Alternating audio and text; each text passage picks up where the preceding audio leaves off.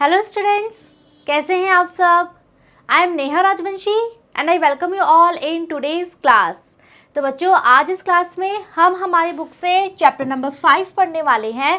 Chapter का नाम है फ्यूल ऑफ द फ्यूचर। तो इस चैप्टर में बच्चों हम भविष्य के ईंधन की बात करेंगे कि आज के समय को देखते हुए क्या अधिक सही डिसीजन है कि भविष्य के लिए हमें किस तरह के ईंधन की आवश्यकता है। ओके, तो अलग अलग तरह के ईंधन कौन कौन से होते हैं और हमारे लिए कौन सा टाइप है जो सबसे अधिक यूजफुल हो सकता है, वो सब इस चैप्टर में हम पढ़ने वाले हैं। चलिए स्टार्ट करते हैं आज का हमारा चैप्टर, जो कि बहुत अच्छी और बहुत सारे इंफॉर्मेशन हमें देने वाला है।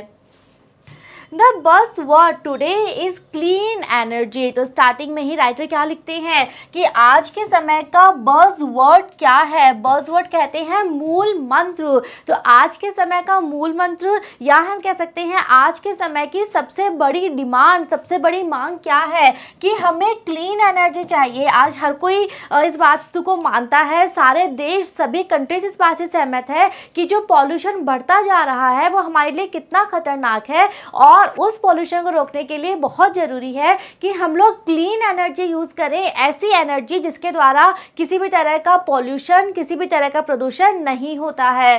Something that we can read from nature, कुछ ऐसी चीज़ जिसे कि हम डायरेक्ट प्रकृति से ही प्राप्त कर पाए। रीप का मतलब होता है प्राप्त करना। तो ऐसा ईंधन जो कि नेचुरल हो, जिसे हम प्रकृति से प्राप्त करें और जिसका उपयोग करने से किसी भी तरह का प्रदूषण ना हो। And the search has led man to the sun, that is solar energy, the wind, the tides जिसे आप कहते हैं tidal energy, water it means hydro energy and even biogas. तो इसके लिए हम सभी मनुष्यों ने एंड स्पेशली जो साइंटिस्ट होते हैं उन्होंने बहुत सारी रिसर्च करी कि हम कौन सा ईंधन यूज़ कर सकते हैं। और वो रिसर्च हम सभी मनुष्यों को कहाँ ले गई, कुछ ऐसे सोर्स की तरफ जो कि डायरेक्ट नेचर से हमने प्राप्त किए और जिनके द्वारा प्रदूषण नहीं होता है। तो हमें यहाँ पे कुछ एग्जाम्पल दिए गए हैं। सबसे पहले है सोलर एनर्जी जिसे हम कहते हैं सौर ऊर्जा। सेकेंड है विंड एनर्जी जिसे हम कहते हैं पवन ऊर्जा। नेक्स्ट है टाइडल एनर्जी जिसे हम कहते हैं ज्वारीय ऊर्जा। आप सबको पता है ना, समुद्र में टाइड आता है, यस, तो उसके द्वारा जो एनर्जी क्रिएट की जाती है that is known as tidal energy. Next है वाटर जिसे हम कहते हैं हाइड्रो एनर्जी, और यहाँ तक कि बायोगैस। तो ये सारे जो टाइप्स हैं ये इस तरह की एनर्जी है जो कि क्लीन एनर्जी जानी जाती है, बिकॉज इसके द्वारा प्रदूषण नहीं होता है और इन्हें हम डायरेक्ट नेचर से प्राप्त करते हैं। ठीक है। The good news is that we in India have reasons to be proud। अब ऐसे समय में हम लोगों के पास एक रीज़न है कि हम अपने आप पे प्राउड फील करें, और ये हमारे लिए एक बहुत अच्छी न्यूज़ है। तो हमारे लिए सबसे अच्छी खबर ये है कि भारत अपने आप पे प्राउड फील कर सकता है। ऐसी चीज़ें हमारे पास है। क्यों हमें प्राउड करना है, आगे देखिए। Not only do we have the world's only ministry for renewable energy sources, but we are also the world's 5th largest producer of wind energy। तो बच्चों, भारत के पास ऐसी क्या चीज़ है जिस पे हम गर्व कर सकते हैं। तो राइटर कह रहे हैं कि ना केवल भारत दुनिया का इकलौता ऐसा देश है जहाँ पर पूरी एक मिनिस्ट्री बनी हुई है, पूरा एक मंत्रालय बना दिया, किसके लिए, रिन्यूएबल एनर्जी सोर्सेज के लिए, इस तरह की एनर्जी के स्रोत जिसे कि हम वापस रिन्यू कर सकते हैं। ओके, तो इस तरह की मिनिस्ट्री केवल इंडिया के पास है। सेकंड, हम पूरी दुनिया में 5th नंबर पर हैं, 5वें नंबर पर है, किसके रिगार्डिंग, पवन ऊर्जा के उत्पादन देशों में भारत की रैंक कौन सी है, 5वें नंबर की है। तो ये काफ़ी अच्छी रैंक है। तो इन दोनों रीज़न से हम भारतीय इस चीज़ पे गर्व कर सकते हैं। क्या क्या चीज़ें हैं, पहली, भारत दुनिया का एकमात्र देश है जहाँ पर रीन्यूएबल्स एनर्जी रिसोर्सेज के लिए अलग मिनिस्ट्री बनी हुई है, अलग मंत्रालय बना हुआ है। सेकेंड, अगर हम पवन ऊर्जा की बात करें तो इसके उत्पादन में भारत पूरे विश्व में 5वें नंबर पर आता है। Alright. Wind energy is derived through a process where wind is used to generate mechanical power और electricity। अब जो wind energy, पवन ऊर्जा है क्या, तो ये एक ऐसी प्रोसेस, एक इस तरह की प्रोसेस से इसको हम प्राप्त करते हैं। और उस प्रोसेस में होता क्या है, सबसे पहले हमें पता है इसमें विंड यूज़ की जाती है, पवन यूज़ की जाती है। क्यों, जनरेट मैकेनिकल पावर और इलेक्ट्रिसिटी। मैकेनिकल पावर कहते हैं बच्चों यांत्रिक ऊर्जा। 10th तक साइंस सबने पढ़ी है, ये सारे वर्ड्स आप सब जानते हैं, यांत्रिक ऊर्जा। ओके, तो यहाँ पे पवन का यूज़ किया जाता है यांत्रिक ऊर्जा को जनरेट यानी उत्पन्न करने के लिए, और साथ ही साथ इलेक्ट्रिसिटी विद्युत को उत्पन्न करने के लिए। Wind turbines convert the kinetic energy in the wind into mechanical power। अब बच्चों ये जो प्रोसेस है कैसे काम करती है, तो बड़े बड़े विंड टर्बाइंस लगे हुए होते हैं। विंड टर्बाइंस आप सबने देख रखे हैं, जिसे नहीं पता आप यहाँ पिक्चर में देख सकते हैं। इस तरह की बच्चों बड़ी बड़ी विंड टर्बाइंस लगी हुई होती हैं, बहुत ऊंची होती हैं, बहुत बड़ी होती हैं। तो इनका काम क्या होता है, ये हवा में पाई जाने वाली काइनेटिक एनर्जी को कन्वर्ट करते हैं, बदल देते हैं मैकेनिकल पावर में। काइनेटिक एनर्जी यानी गतिज ऊर्जा। अगेन साइंस में आप सबने पढ़ा है। ओके, तो हवा में ऑलरेडी काइनेटिक एनर्जी है, गतिज ऊर्जा होती है, और ये जो विंड टर्बाइंस होते हैं ये उसे कन्वर्ट करते हैं किसमें, मैकेनिकल पावर में यानी कि यांत्रिक ऊर्जा में, which can be use for specific task. और फिर उसके बाद इस ऊर्जा का हम उपयोग कर सकते हैं कुछ विशेष कार्यों में, जैसे कि सच एज यानी जैसे ग्राइंडिंग ग्रेन, इसके द्वारा हम अनाज को ग्राइंड कर सकते हैं, अनाज को हम पीस सकते हैं, एंड पंपिंग वाटर, और पानी को भी हम पंप की मदद से खींच सकते हैं। तो इस तरह के काम हम कर सकते हैं उस इलेक्ट्रिसिटी से जो कि प्रोड्यूस हो रही है विंड के द्वारा। A generator converts this mechanical power into electricity. तो अगर हमारे पास मैकेनिकल पावर आ गई, अगर हमारे पास यांत्रिक ऊर्जा आ गई, तो उसके बाद एक जनरेटर का प्रयोग किया जाता है जो कि इस यांत्रिक ऊर्जा को कन्वर्ट कर देता है किसमें, विद्युत में। तो सबसे पहले काइनेटिक एनर्जी कन्वर्ट होती है मैकेनिकल पावर में, देन मैकेनिकल पावर कन्वर्ट कर दी जाती है इलेक्ट्रिसिटी में। तो इस तरह से हमें फाइनली विद्युत की प्राप्ति होती है। Okay, Since recorded history, wind power has been used to move ships, grind grain and pump water। अब बच्चों इसका यूज़ कहाँ कहाँ होता है, तो अगर हम इतिहास की बात करें, अगर हम बहुत पहले समय की बात करें, तो विंड एनर्जी का यूज़ किया जाता है। अगेन बड़े बड़े शिप चलाए जाते हैं विंड एनर्जी का यूज़ करके। बहुत ज़्यादा मात्रा में अगर आपको अनाज को ग्राइंड करना है तब हम इसका यूज़ कर सकते हैं, और साथ ही साथ पंप के द्वारा हम पानी खींच सकते हैं इस विंड एनर्जी का यूज करके। और इतिहास में ये सब चीजें होती आ रही हैं, बहुत लंबे समय से विंड एनर्जी का यूज होता आ रहा है इन सब कार्यों में। There is evidence that wind energy was used to propel boats along the Nile as early as 5000 BC।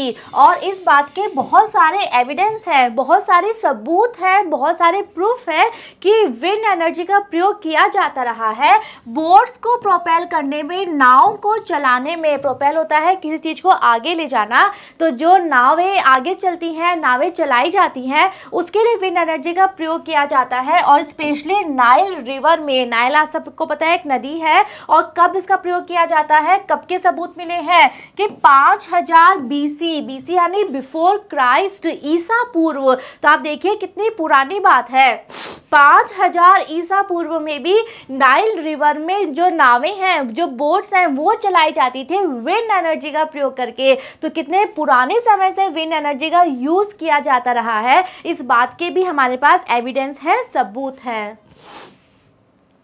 In the United States, millions of windmills were erected as the American West was developed during the late 19th century। तो बच्चों अगर हम United states की बात करें, अगर हम America की बात करें, तो वहाँ पे मिलियंस की क्वांटिटी में विंड मिल्स को लगाया गया है। इरेक्टेड यानी लगाना, स्थापित करना। तो मिलियंस की मात्रा में इतनी ज़्यादा विंड मिल्स वहाँ पर लगाई गई हैं। कब? लेट 19th सेंचुरी, 19वीं शताब्दी के अंतिम समय में, बिकॉज तब अमेरिकन वेस्ट जो था उसका विकास किया जा रहा था। तो उस दौरान इतनी ज़्यादा मात्रा में वहाँ पर विंड मिल्स, विंड टर्बाइंस लगाई गई। Most of them were used to pump water for farms and ranches। अब उन विंड मिल्स का प्रयोग क्यों किया जाता था, तो उनमें से ज़्यादातर विंड मिल्स यूज़ की जाती थी पानी पंप करने के लिए। किसके लिए? वहाँ पे जो फार्म बने हुए थे और जो रेंचेस बने हुए थे। रेंचेस किसे कहते हैं? रेंचेस बच्चों फार्म ही होता है, लेकिन ये बहुत बड़े बड़े फार्म्स होते हैं एंड स्पेशली जो अमेरिका है वहाँ पे फार्म्स के लिए वर्ड यूज़ किया जाता है रेंचेस, अगर वो बहुत बड़े बड़े फार्म हैं तो ओके। तो वहाँ पे जो बहुत बड़े बड़े फार्म्स थे वहाँ तक पानी को ले जाने के लिए विंड मिल का उपयोग किया जाता था। By 1910, wind turbine generators were producing electricity in many European countries और धीरे धीरे इसका यूज़ बढ़ता गया। अब विंड मिल का यूज़ जो था वो यूरोपियन कंट्रीज तक आ गया था और 1910 के समय तक जो विंड टर्बाइन जनरेटर्स थे ओके उनका उपयोग किया जा रहा था विद्युत को प्रोड्यूस करने में, विद्युत का उत्पादन करने में बहुत सारी यूरोपियन कंट्रीज में। तो यस, अमेरिका में हमने पढ़ा कितने पुराने समय से यूज हो रहा है और 1910 तक आते आते यूरोप में भी इसका उपयोग बढ़ गया था, बहुत सारे देशों में इसका यूज होने लगा था और इसके द्वारा विद्युत का उत्पादन किया जा रहा था। And while today one associates wind mills with the Netherlands where they are used for pumping water, it is in Denmark that wind is an effective source of energy. और अगर हम आज की बात करें ओके तो आज की हालात की अगर हम बात करें तब भी हम देख सकते हैं कि जो विंड मिल्स हैं वो सबसे ज़्यादा कहाँ पाई जाती हैं, नीदरलैंड्स में पाई जाती हैं। और वहाँ पे इसका उपयोग क्यों किया जाता है, अगेन पानी को पंप करने के लिए okay.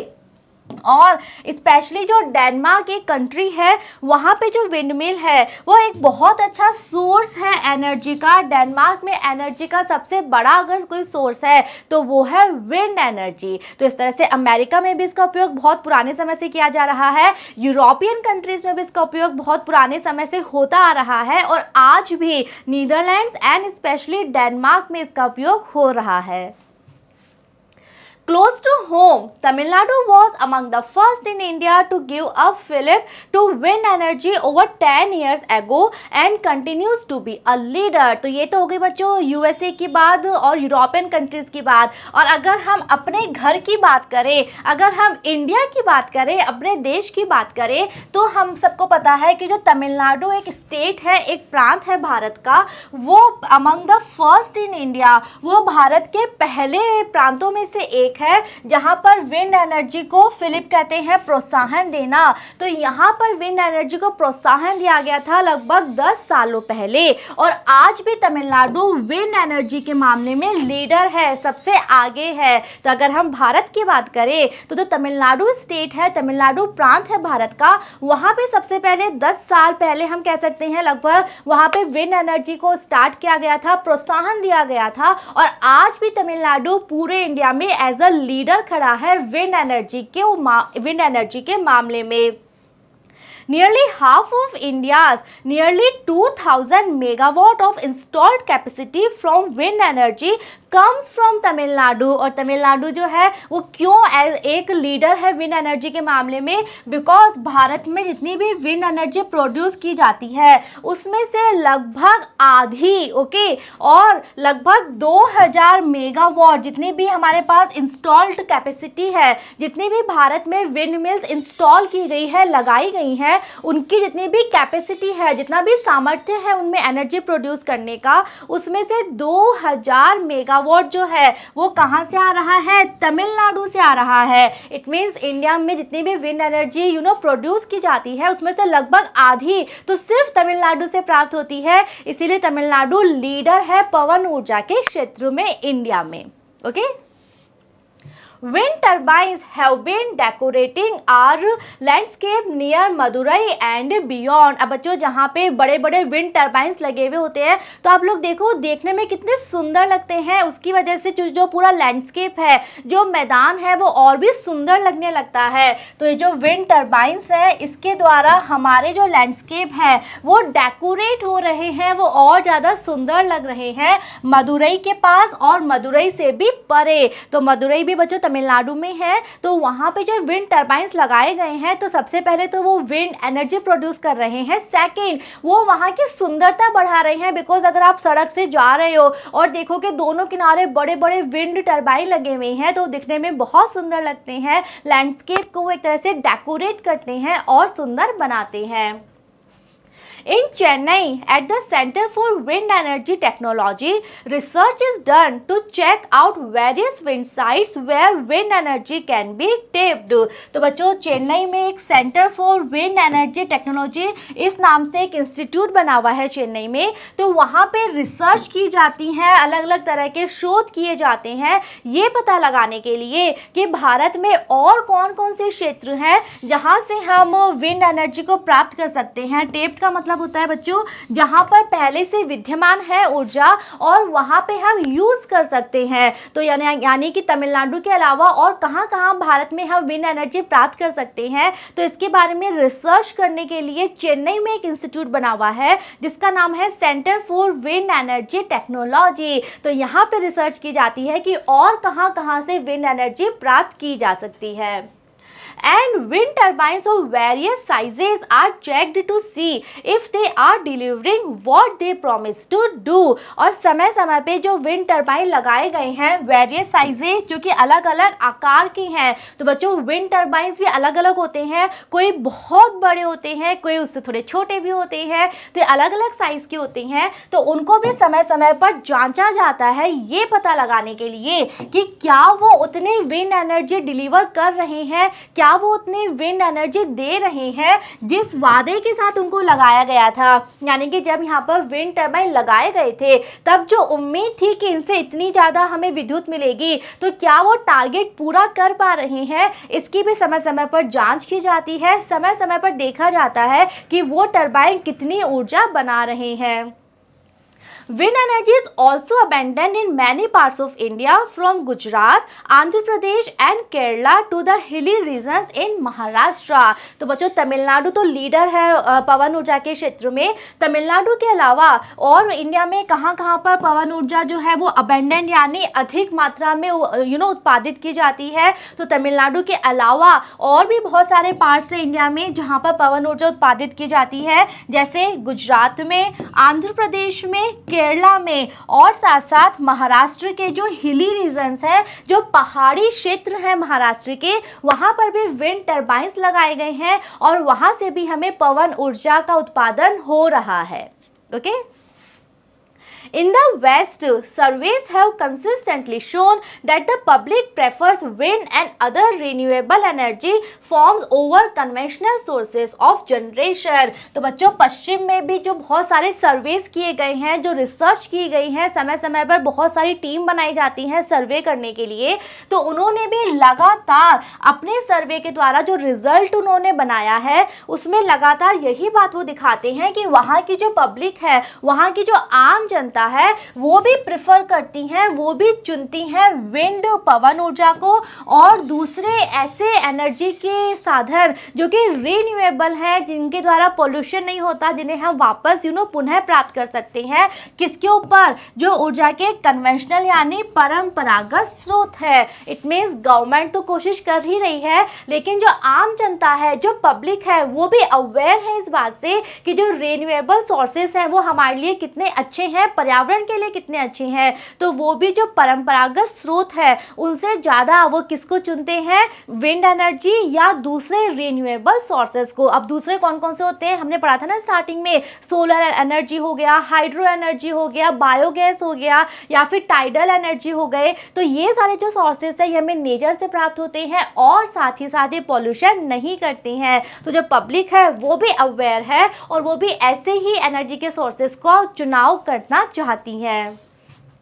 Wind energy is free, renewable resource, so no matter how much is used today, there will still be the same supply in the future। तो बच्चों अगर हम पवन ऊर्जा के बेनिफिट की बात करें तो उसका सबसे बड़ा बेनिफिट क्या है कि पवन ऊर्जा हमें फ्री में मिलती है। जो हवा चलती है वो हमसे कोई चार्ज थोड़ी ले रही है, तो हवा हमारे लिए फ्री है, ये रिन्यूएबल है, यानी कि जितनी ऊर्जा हम यूज़ कर रहे हैं हम वापस पवन का यूज़ करके ऊर्जा बना सकते हैं। तो इसीलिए कोई कोई फर्क नहीं पड़ रहा how much is use today, कि आज हम कितनी पवन ऊर्जा यूज कर रहे हैं उससे कोई फर्क नहीं पड़ता, बिकॉज हम उतनी ही ऊर्जा भविष्य में वापस बना लेंगे और वो भी विदाउट एनी कॉस्ट, बिकॉज जो पवन है वो तो फ्री है हमारे लिए। तो ये सबसे बड़ा बेनिफिट है कि ये फ्री है, ये रिन्यूएबल है, तो जितनी हम यूज कर रहे हैं उतनी हम वापस बना भी सकते हैं।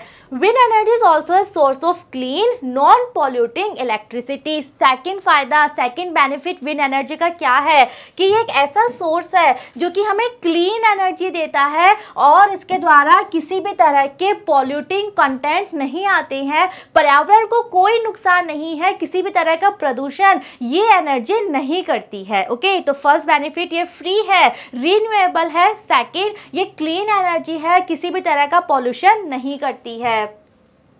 Unlike conventional power plants, wind plants emit no air pollutants और greenhouse gases। तो बच्चों अगर आप परंपरागत सोर्स यूज करते हो तो बहुत सारे वायु को प्रदूषण करने वाले तत्व और बहुत सारी ग्रीन हाउस जो गैसेस होती हैं वो निकलती हैं, लेकिन विंड एनर्जी ऐसा कुछ भी नहीं करती है। विंड एनर्जी में ना तो वायु प्रदूषण के तत्व निकलते हैं और ना ही किसी तरह की ग्रीन हाउस गैसेस निकलती हैं।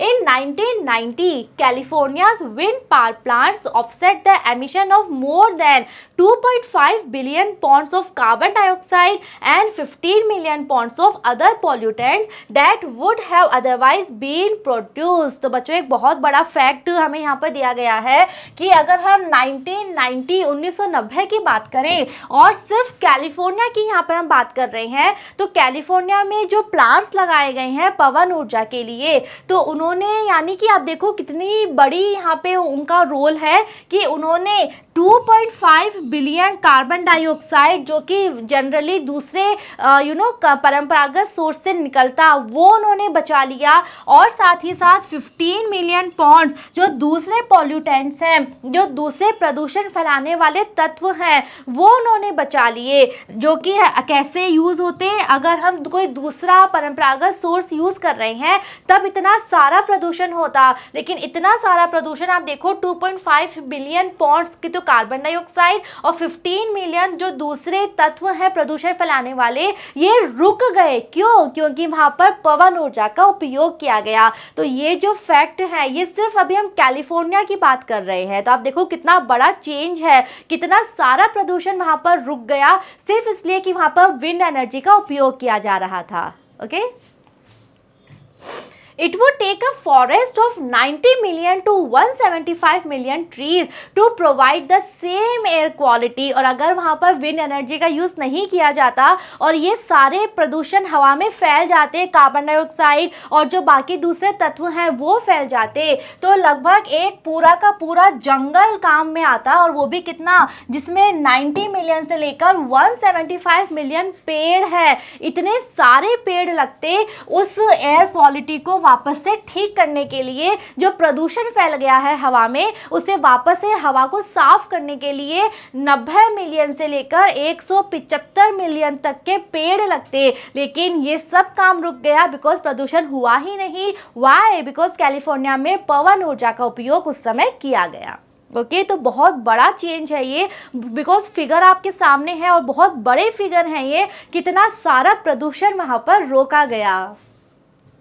Some have voiced concern over the noise produced by rotor blades, aesthetic impact and the plight of birds that fly into the rotors। अब बच्चों कुछ लोग ऐसे भी हैं जो कि पवन ऊर्जा पे क्वेश्चन खड़ा करते हैं, वो कुछ ऐसे पॉइंट्स गिनाते हैं जो कि उनको लगता है कि ये चीज़ें नेगेटिव हैं पवन ऊर्जा के लिए। तो उनका कहना है कि पवन ऊर्जा जो है वो बहुत ज़्यादा शोर क्रिएट करती है, बिकॉज जो बड़े बड़े रोटर ब्लेड्स चलते हैं ना, आपने देखे थे ना ये पिक्चर में कि जो टरबाइन होती हैं बहुत लंबी लंबी होती हैं और उसमें इस तरह के बड़े बड़े ब्लेड्स लगे हुए होते हैं। तो उनका कहना है कि जब ये ब्लेड्स घूमते हैं तो ये बहुत ज़्यादा शोर करते हैं। सेकंड वो कहते हैं कि इसके द्वारा एस्थेटिक इम्पैक्ट पड़ता है, यानी कि उनका कहना है कि सुंदरता खराब होती है, बड़े बड़े आपने यहाँ पे लगा दिए। और उनका कहना है कि आप पक्षियों की सोचो, जो पक्षी उड़ के आते हैं उनसे टकरा जाते हैं तो उनकी जो हालत होती है आप उनके बारे में सोचो। तो ये कुछ ऐसे पॉइंट्स हैं जो कि नकारात्मक पॉइंट है। तो ऐसे लोग जिनका कहना है कि नहीं पवन ऊर्जा के ये नुकसान है, तो ये पॉइंट्स वो गिनाते हैं।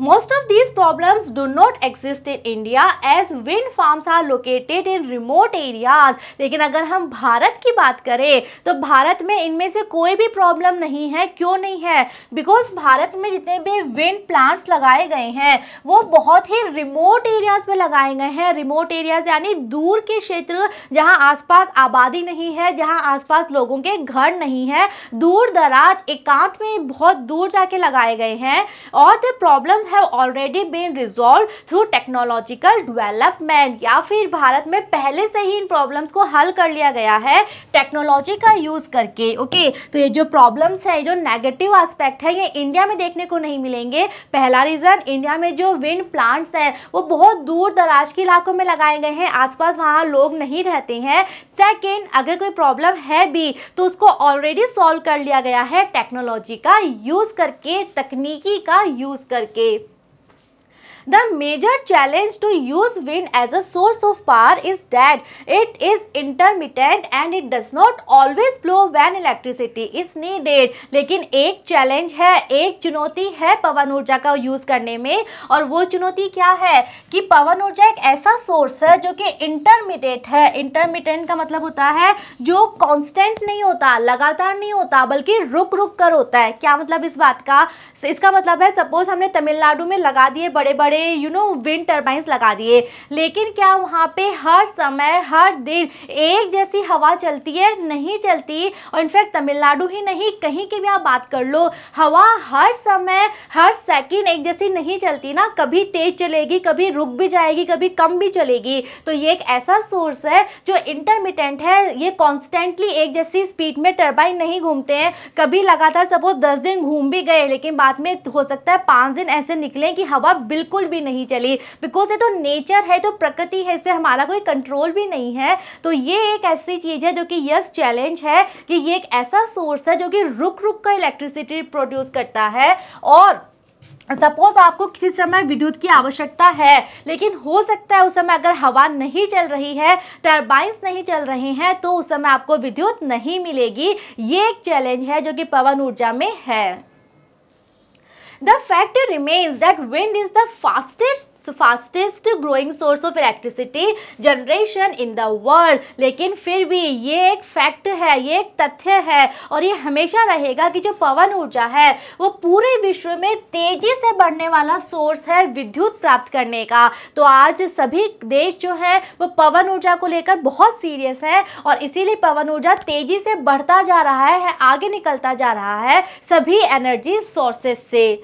And who knows, might even be a lucrative career for many। और लास्ट में राइटर कह रहे हैं कि किसे पता कि भविष्य में पवन ऊर्जा जो है हो सकता है बहुत सारे लोगों के लिए ये एक लुक्रेटिव करियर बन जाए। लुक्रेटिव का मतलब होता है जो आपको बहुत ज़्यादा बेनिफिट दे, लाभ दे। तो हो सकता है कि भविष्य में पवन ऊर्जा इतना ज़्यादा फेमस हो जाए कि जो लोग इसमें अपना करियर बनाना चाहें उनका करियर बहुत अच्छा हो, बहुत लाभ मिले, बहुत उन्हें बेनिफिट मिले।